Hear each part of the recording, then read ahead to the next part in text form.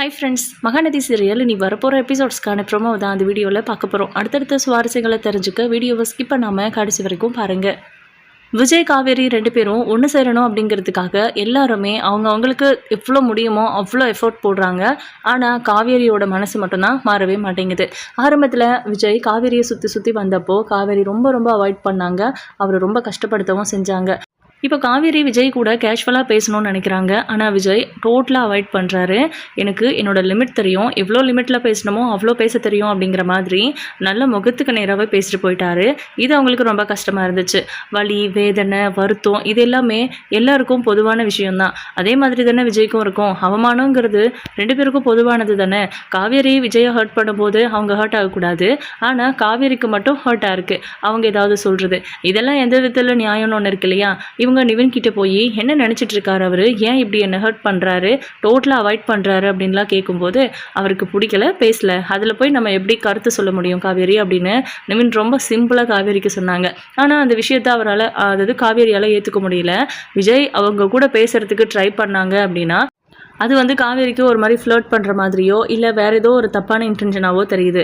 மற்றபடி காவேரி விஜய் கூட பேசணும்னு ட்ரை பண்ணுறது, அவர் அவாய்ட் பண்ணுறாருன்னு தெரிஞ்சும் அவர்கிட்ட திரும்ப போய் எதுக்காக அவாய்ட் பண்ணுறீங்க அப்படின்னு உரிமையாக கேள்வி கேட்குறது, இதெல்லாம் எந்த விதத்தில் கரெக்ட் அப்படின்னு தெரியல.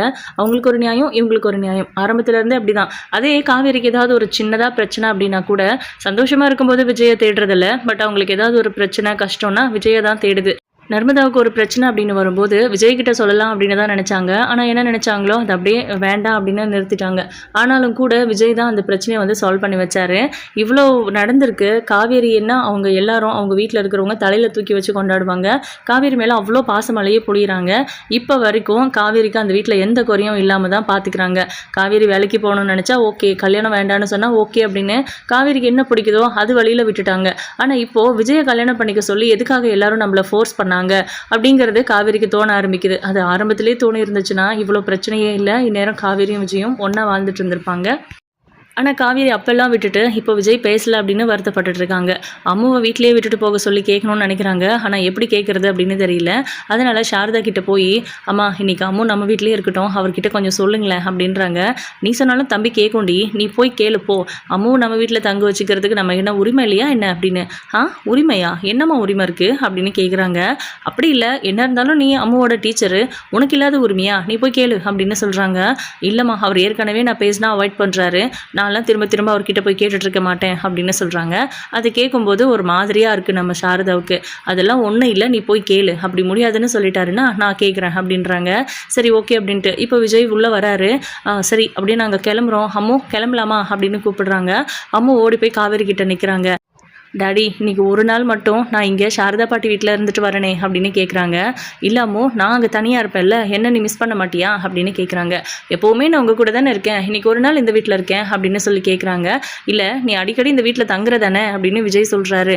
பரவாயில்ல, இன்றைக்கி ஒரு நாள் தங்கிக்கிறேன் அப்படின்னு மறுபடியும் கேட்டுகிட்டே இருக்காங்க. சரி விடுங்களேன், நானுமே உங்ககிட்ட கேட்கணும்னு நினச்சேன், அதான் அம்மா இங்கே இருக்கிறேன்னு சொல்கிறாள்ல, இருக்கட்டுமே அப்படின்னு சொல்லி ரொம்ப ரெக்வஸ்ட் பண்ணி கேட்குறாங்க காவேரி. இல்லை அதெல்லாம் சரியாக வராது, நான் கூட்டிகிட்டு போயிடுறேன், அப்புறம் பழைய மாதிரி நான் உரிமை எடுக்கிறேன், பேசுகிறேன், உங்ககிட்ட பேசணுன்னு அம்மு வச்சு ட்ராமா பண்ணுறேன் அப்படின்னு ஏகப்பட்ட விஷயங்களை நீங்கள் சொல்லுவீங்க. அதெல்லாம் சரியாக இருக்காது. சரி இவங்களும் நம்ம ஃபேமிலி தான் அப்படின்னு நான் கேஷுவலாக பேச ஆரம்பித்தா அது உங்களுக்கு தப்பாக தெரியுது அப்படின்னு. இப்போ எதுக்கு நீங்கள் இவ்வளோ கோவப்படுறீங்க அப்படின்னு காவேரி கேட்குறாங்க. இல்லை நான் ஜென்ரலாக தான் சொல்கிறேன், இப்படி நடந்துடக்கூடாதுங்கிறதுக்காக தான். நம்ம ஒரு லிமிட்டோட பழகுனா எந்த பிரச்சனையும் இருக்காதுல்ல. நீங்கள் என்கிட்ட எந்த எக்ஸ்பெக்டேஷனும் வைக்கல, அதே மாதிரி நானும் உங்ககிட்ட எக்ஸ்பெக்டேஷன் வைக்கக்கூடாதுல்ல. என் குழந்தைய பார்த்துக்க வேண்டிய பொறுப்பு என்னோடது, நான் எதுக்கு உங்ககிட்ட அதை தள்ளிவிடணும் அப்படின்னு கேட்குறாங்க. ஏன்னா நீங்கள் இப்படியெல்லாம் பேசுகிறீங்க, குழந்தைய பார்த்துக்கிறதுக்காக நாங்கள் இப்படி பேசுவோம். ஏன் ஆரம்பத்தில் எங்கள் அம்மாவுக்கும் சேர்த்து தானே சாப்பாடு கொடுத்து விடுவாங்க, அப்போல்லாம் வேண்டான்னு சொல்ல வேண்டியது தானே அப்படின்னு. அப்போ நீங்கள் எப்படிப்பட்டவங்கன்னு எனக்கு தெரியலையே மிஸ் அப்படின்றாரு விஜய். இப்போ என்ன தெரிஞ்சிருச்சு உங்களுக்கு நான் எப்படிப்பட்டவனு அப்படின்னு கேட்குறாங்க. இப்போ எதுக்கு தேவையில்லாமல் நமக்குள்ள ஆர்கியூமெண்ட், வேண்டாம் விடுங்களேன், நான் அம்மாவை கூப்பிட்டு போகிறேன், அம்மு வா அப்படின்னு கூப்பிடுறாங்க. சரி ஓகே அப்படின்னு அம்முவும் எப்போவுமே அப்படி தானே சமத்து பாப்பா போயிடுறாங்க. அம்மு நான் கூப்பிட்றேன்ல, என் கூட இருக்க மாட்டியா அப்படின்னு கேட்குறாங்க. இல்லை அப்பா கூப்பிடுறாங்க, நான் அப்பா கூட போகிறேன், நான் போகலைன்னா இன்னொரு நாள் அப்பா இங்கே கூட்டிகிட்டு வர மாட்டாங்க அப்படின்னு சொல்கிறாங்க. பாருங்க குழந்தை எப்படி மிரட்டி வச்சுருக்கீங்கன்னு அப்படின்னு காவேரி கோச்சிக்கிறாங்க. என்னங்க இது, என் குழந்தைய நான் மிரட்டுறேன், திட்டுறேன், அடிக்கிறேன், இல்லை கொஞ்சுறேன், அதில் உங்களுக்கு என்னங்க பிரச்சனை, அதெல்லாம் அவள் என்னை ரொம்ப நல்லா புரிஞ்சுப்பா, எல்லாரும் உங்களை மாதிரியே இருப்பாங்களா அப்படின்னு கேட்குறாங்க. ஓ! இப்ப நான் புரிஞ்சுக்கலன்னு சொல்ல வரீங்களா? அப்படின்னு காவேரி கேட்குறாங்க. அதெல்லாம் உங்களுக்கே தெரியும் அப்படின்ட்டு கைய பிடிச்சு கூட்டு போறாங்க. நில்லுங்க அப்படின்னு காவேரி கத்துறாங்க. என்ன மிஸ் உங்க பிரச்சனை அப்படின்னு. அம்முவ இங்க விட்டு போக முடியுமா? முடியாதா? அப்படின்னு கோவமா கேட்குறாங்க. ப்ளீஸ் தம்பி இன்னைக்கு ஒரு நாள் இருக்கட்டுமே அம்மு எங்க கூட. நாங்களும் ஆசையா தான் இருக்கோம். ரொம்ப நாள் ஆச்சுல்ல. நீங்க கொஞ்ச நாளா எங்க வீட்டுக்கு வர வேண்டாம். அம்முவ பார்க்காதீங்க. ஏதேதோ சொன்னீங்க. அதெல்லாம் ரொம்ப கஷ்டமா இருந்துச்சு. எல்லா பிரச்சனையும் சரியாயிடுச்சு. இப்ப பழைய மாதிரி இருக்குன்னு நெனச்சுக்கோங்க. தயவு செஞ்சு அம்முவ இன்னைக்கு ஒரு நாள் மட்டும் விட்டு போங்க தம்பி அப்படின்னு கேட்குறாங்க. இன்னும் கொஞ்சம் கூட அவளுக்கு கோவம் வரட்டும், நம்ம கிட்ட பேசட்டும்னு நினச்சா அத்தை குறுக்க நுழைஞ்சிட்டாங்களே அப்படின்னு விஜய் யோசிக்கிறாரு. என்னாச்சு விட்டுட்டு போக விருப்பம் இல்லையா உங்களுக்கு அப்படின்னு. இல்லை நீங்கள் கேட்குறீங்கிறதுனால விட்டுட்டு போகிறேன் அப்படின்னு சொல்லி அம்மு சமத்தா இருக்கணும், நீ சாரதா பாட்டிக்கிட்ட தான் படுத்துக்கணும் சரியா அப்படின்றாங்க. சரிங்கப்பா அப்படின்னு சொல்கிறாங்க. அதாவது விஜய் அதை வேணும்னே காவேரியை விருப்பேற்றுறதுக்காக சொல்கிற விஷயம்தான். கண்டிப்பாக அம்மு வந்து காவேரி பக்கத்தில் தான் படுத்துப்பாங்கன்னு விஜய்க்குமே தெரியும். அப்போது விஜய் வந்து நான் கிளம்புறேன்னு போகும்போது தம்பி சாப்பிட்டுட்டு போகலாமே அப்படின்னு கேட்குறாங்க. இல்லை அங்கே சித்தி சமைச்சு வச்சு வெயிட் பண்ணிட்டு இருப்பாங்க, நான் போய் பார்த்துக்கிறேன்னு. ஏன் வீட்டுக்கு சமைக்கிறவங்க வர்றது இல்லையா அப்படின்னு. என்னமோ தெரியல அவங்க ஒரு வாரமாக வரவே இல்லை பாட்டி அப்படின்னு சொல்கிறாங்க அம்மு. சரி நான் கிளம்புறேன் அப்படின்னு விஜய் கிளம்புறாரு. அப்போது அம்மு இருந்துட்டு ஓடி போய் விஜய் கையை பிடிச்சிக்கிட்டு என்னம்மோ என் கூட வரியா அப்படின்னு கேட்குறாங்க. அப்பா உங்களுக்கு ஒன்றும் கோவம் இல்லைல்ல நான் இங்கே இருக்கிறதுல அப்படின்னு கேட்குறாங்க. சேச்சே அப்படியெல்லாம் இல்லை, நான் உன்னை கூட்டிகிட்டு போவேன் இங்கே விட்டுட்டு போக மாட்டேன்னு சொல்லவும் உன் அம்மா எப்படி கோவப்பட்டா பார்த்தல, அதுக்காக சும்மா விளையாடி பார்த்தேன் அப்படின்னு சொல்கிறாங்க. ஓ அப்படியா, நான் கொஞ்சம் பயந்துட்டேன் நீங்கள் இங்கே விட்டுட்டு போக மாட்டீங்களோன்னு அப்படின்றாங்க. அம்மு கேட்டு ஏதாவது முடியாதுன்னு சொல்ல முடியுமா அப்படின்னு விஜய் கொஞ்சிறாரு.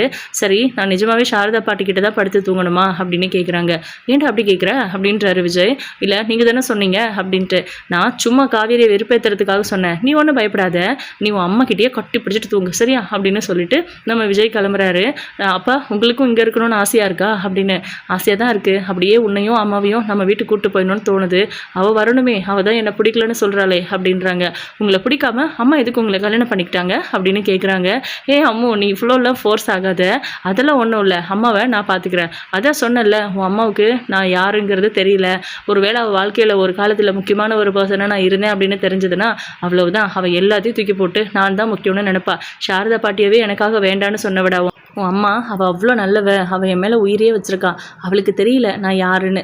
என்னோட சாப்டரையே அவள் டோட்டலாக மறந்துட்டாடா, வேறு ஒன்றும் இல்லை, எல்லாம் சரியாயிடும் சரியா, நீ போ ஜாலியாரு அப்படின்னு சொல்லிட்டு விஜய் கிளம்புறாரு. அங்கே போய் கேட்டால் அப்பா கிட்ட என்ன பேசினேன், கடைசியாக ஏன் போய் பேசிட்டு வந்த அப்படின்னு கேட்டாங்கன்னா வேறு எதையாவது சொல்லி சமாளிக்கணும், நீயும் நானும் பேசிக்கிட்டதாவது சொல்லக்கூடாது சரியா அப்படின்றாங்க. சரிங்கப்பா ஓகே அப்படின்னு சொல்லி அவங்களுக்கு பாய் சொல்லிட்டு இப்போ பார்த்தீங்கன்னா நம்ம அம்மா உள்ளே வராங்க. ஒரு மாதிரி டல்லாக இருக்காங்க. என்னாச்சு அப்படின்னு கேட்குறாங்க. எனக்கு காவேரி மிஸ் கூட தான் தூங்கணும் அப்படின்னு கேட்டேன், ஆனால் அதுக்கு நோ சொல்லிட்டாரு அப்பா அப்படின்றாங்க. உங்கள் அப்பாவுக்கு என்ன, நீ என் பக்கத்தில் படுத்து தூங்கினா தெரியவா போகுது, நீ என் கூட தான் படுத்துக்கணும் அப்படின்னு காவேரி கேட்க, ஓகே மிஸ் ஆனால் நீங்கள் சொல்லிட மாட்டீங்கல்ல அப்படின்றாங்க. இல்லை நான் சொல்ல மாட்டேன் அப்படின்னு.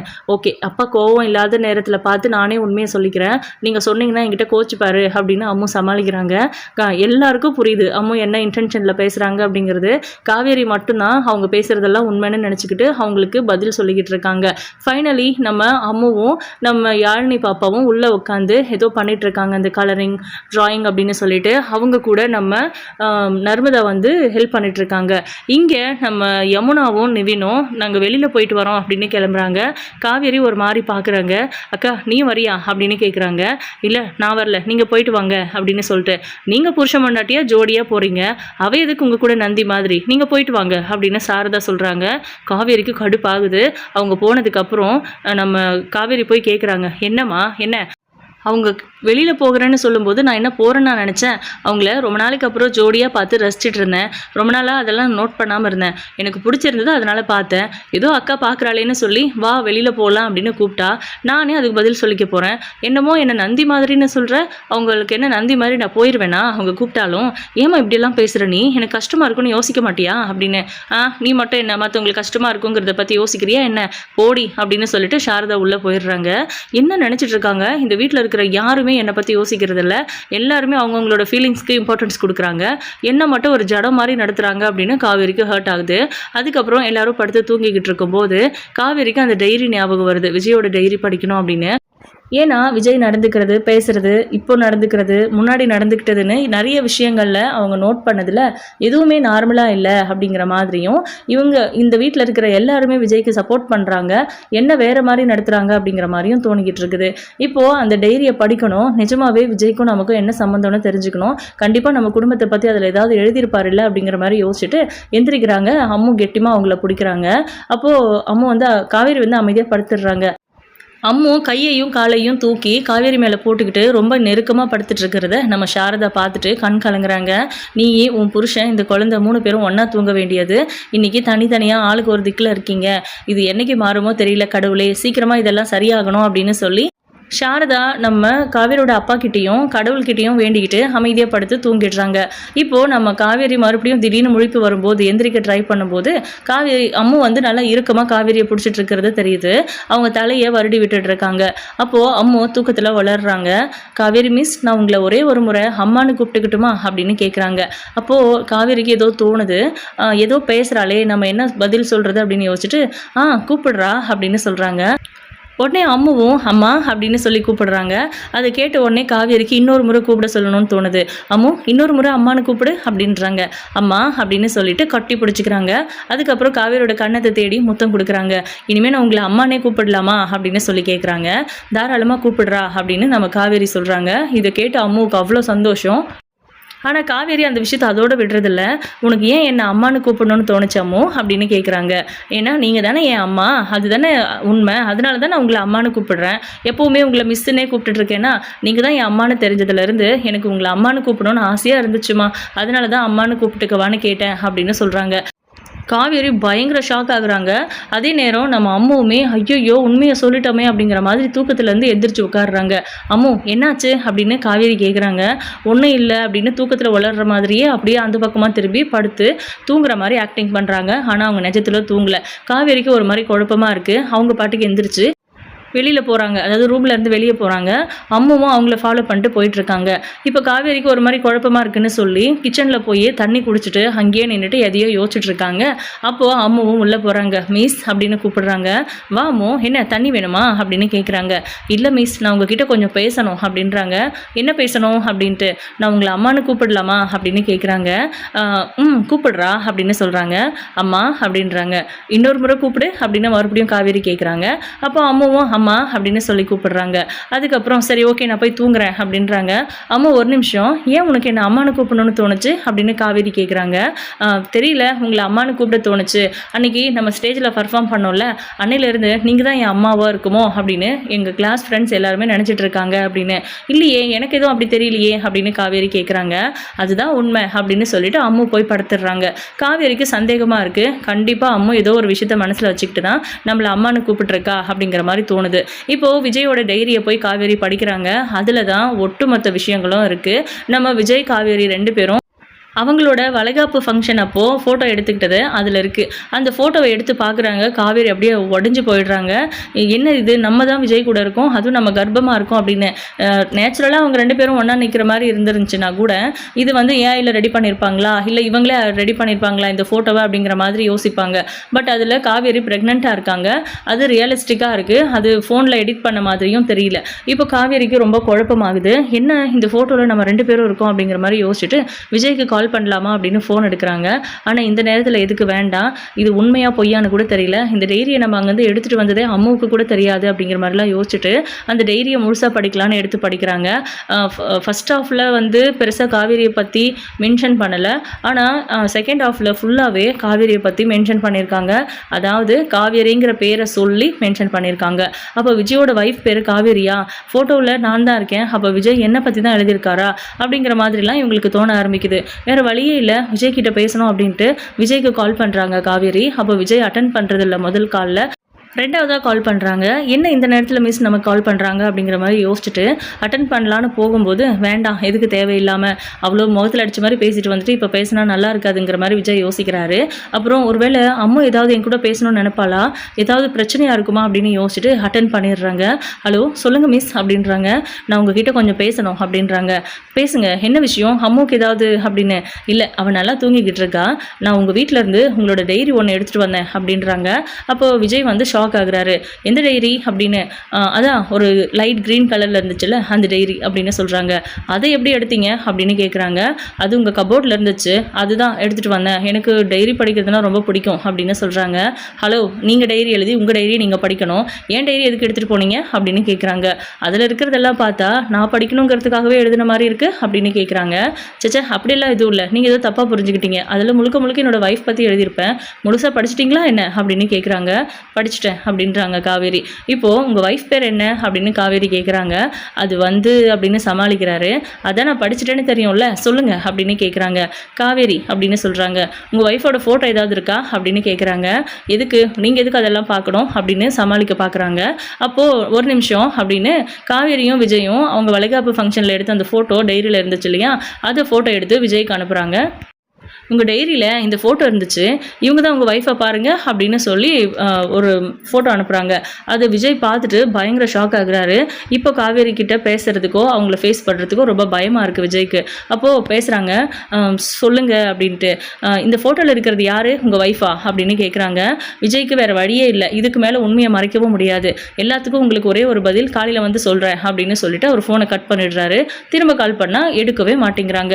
காவேரிக்கு உண்மை தெரிஞ்சாதானே பிரச்சனை, தெரியாமல் பார்த்துக்கலாம் அப்படிங்கிற மாதிரி யோசிச்சுட்டு அமைதி ஆகிடுறாரு. அடுத்த நாள் காலையில் ஸ்கூலுக்கு டைம் ஆயிடுச்சு அப்படிங்கிற மாதிரி ரொம்ப பரபரப்பாக வந்து அம்முவை ரெடி பண்ணிட்டு இருக்காங்க. காவேரி கூலாக எழுந்து வெளியே வராங்க. அவங்க இன்னும் ரெஃப்ரெஷ் கூட ஆகலை. என்னாச்சு மிஸ், ஸ்கூலுக்கு ரெடி ஆகலையா நீங்கள் அப்படின்னு விஜய் கேட்குறாரு. அதுவும் ரொம்ப ஸ்பீடாக இருக்கார் அவர். என்னாச்சு, நான் தான் உங்ககிட்ட ஒரு விஷயம் பேசணும்னு சொன்னேன்ல, காலையில் வந்து பேசிக்கலான்னு சொன்னீங்க, இப்போ பேசாமல் உங்கள் பாட்டுக்கு குழந்தைய ரெடி பண்ணிட்டு இருக்கீங்க அப்படின்னு கேட்குறாங்க. என்ன பேசணும், என்ன தெரிஞ்சுக்கணும் அப்படின்ட்டு. இப்போ காவேரி என்ன பண்ணுறாங்கன்னா விஜயோட கையை பிடிச்சிக்கிட்டு ரூமுக்கு கூட்டு போய் கதவை சாத்திடுறாங்க. அப்போ தான் நம்ம விஜய் இருந்துட்டு, இப்போ உனக்கு என்ன தெரியணும் அப்படின்னு கேட்குறாங்க. அந்த ஃபோட்டோவில் நான் உங்களுக்கு அனுப்பினேன்ல, அது யார் அப்படின்னு அந்த டைரி எடுத்துகிட்டு வந்து அந்த ஃபோட்டோவையும் காமிச்சு கேட்குறாங்க. அது உனக்கே தெரியலையா, அது நீ தான் அப்படின்னு சொல்கிறாங்க. என்ன எதுக்கு உங்கள் கூட இந்த மாதிரி நிற்க வச்சுருக்கீங்க, அதுவும் நான் கர்ப்பமாக இருக்கிற மாதிரி அப்படின்னு கேட்குறாங்க. அம்முக்கிட்ட எதுவும் நான் தான் அவளோட அம்மானு சொல்லி வச்சுருக்கீங்களா அப்படின்னு கேட்குறாங்க. ஆமாம், அப்படி தான் சொல்லி வச்சுருக்கேன் அப்படின்றாரு. எதுக்காக இப்படியெல்லாம் பண்ணிகிட்ருக்கீங்க, நான் தான் உங்களை கல்யாணம் பண்ணிக்க மாட்டேன்னு சொல்லிட்டேன்ல, அதனால தான் அந்த குழந்தை நைட்டு தூக்கத்தில் கூட நான் உங்களை அம்மானு கூப்பிடவா காவேரி மிஸ் அப்படின்னு கேட்குறா. நானும் கூப்பிடுன்னு சொல்லவும் மறுபடியும் கூப்பிடுறா. அதே மாதிரி அவள் ஏன் என்னை அப்படி கூப்பிடுறான்னு கேட்டதுக்கு, நீங்கள் தானே என்னோட அம்மா, அதனால தான் நான் அப்படி கூப்பிட்டேன்னு சொல்கிறா. அப்போ அந்த குழந்தைகிட்ட அப்படி சொல்லி நம்ப வச்சுருக்கீங்க அப்படி தானே அப்படின்னு காவேரி கத்துறாங்க. ஹலோ, ஒரு நிமிஷம், நான் உங்ககிட்ட இந்த விஷயத்த சொல்ல வேண்டாம்னு நினச்சேன், உங்களுக்காக ஞாபகம் வரட்டும்னு நினச்சேன், ஆனால் எதுவும் நடக்கிற மாதிரி தெரியல, இதுக்கு மேலே எனக்கு பொறுமை இல்லை, ஒருவேளை உங்களுக்கு ஏதாவது ஆயிடுச்சுன்னா கூட என்னை தூக்கிட்டு போய் என்னால் காப்பாற்ற முடியும் உன்னை அப்படிங்கிற மாதிரி சொல்லிட்டு அந்த குழந்தையோட அம்மா, நீதான், புரியல, நீதான் என்னோட பொண்டாட்டி, என் ஒய்ஃப் நீதான் காவேரி அப்படின்னு சொல்கிறாங்க. சும்மா வளராதீங்க அப்படின்றாங்க. எல்லாமே குழந்தை நம்புற மாதிரியும் இதை பார்த்தா நானும் நம்புற மாதிரியும் ரெடி பண்ணி வச்சுட்டு என்ன நினச்சிட்டு இருக்கீங்க நீங்கள் அப்படின்ட்டு. நிஜமாவே நீதான் என்னோட ஒய்ஃப் அப்படின்னு சொல்லி காவேரியை விஜய் இறுக்கமாக ஹக் பண்ணிக்கிறாரு. காவேரி அவங்கள பிடிச்சி தள்ளி விட்டுட்டு, என்ன நினச்சிட்டு இருக்கீங்க நீங்கள், எதனால் இப்படி பேசிகிட்டு இருக்கீங்க, அப்படி ஏதாவது இருந்தால் எனக்கு ஞாபகம் இருக்காதா அப்படின்னு கேட்குறாங்க. உனக்கு எதுவும் ஞாபகம் இல்லை, என் சாப்டரையே உன் வாழ்க்கையில் நீ மறந்துட்ட, நான் உனக்கும் எனக்கும் நடந்த ஆக்சிடெண்ட்டில் என்ன நடந்துச்சுன்னா அப்படின்னு சொல்லி ஒட்டுமொத்த கதையையும் காவேரி கிட்ட சொல்கிறாங்க. காவேரி அப்படியே உடஞ்சி போய் அந்த பெட்டில் உட்காடுறாங்க. அப்போ அந்த குழந்தை அப்படின்னு கேட்குறாங்க. அது நம்ம குழந்தை தான் அப்படின்னு விஜய் சொல்கிறாரு. உடனே விஜயை ஹக் பண்ணி ஓன்னு கதறி கதறி நம்ம காவேரியை அழ ஆரம்பிச்சிடுறாங்க. அதுக்கப்புறம் வெளியே ஓடி போய் அம்முவை கட்டி பிடிச்சி கொஞ்சிக்கிட்டு இருக்காங்க. ஆக்சுவலாக இந்த விஷயம் யாருமே எதிர்பார்க்கல அப்படிங்கிறது தான். காவேரிக்கு எதுவுமே ஆகலைங்கிறதே வந்து ஆச்சரியமாக இருக்குது இவங்களுக்கு. இப்போது விஜய் வந்து காவேரியும் குழந்தையும் ஹக் பண்ணி சந்தோஷமாக சிரிச்சுக்கிட்டு இருக்கிறத பார்த்துட்டு அவ்வளோ ஹாப்பியாக இருக்குது. காவேரியாலெல்லாம் அந்த சந்தோஷத்தை தாங்கவே முடியல. சந்தோஷத்தில் கண்ணில் கண்ணீர் வர அளவுக்கு அவங்க அந்த குழந்தை கூட அவ்வளோ இறுக்கமாக ஹக் பண்ணி சந்தோஷமாக இருக்காங்க அப்படிங்கிறது. விஜய்க்கும் அதை பார்த்து ரொம்ப ஹாப்பியாக தான் இருக்குது. இதுக்கப்புறம் என்ன நடக்க போகுதுன்னு வெயிட் பண்ணி பார்க்கலாம். உங்களோட கருத்துக்களை கமெண்ட்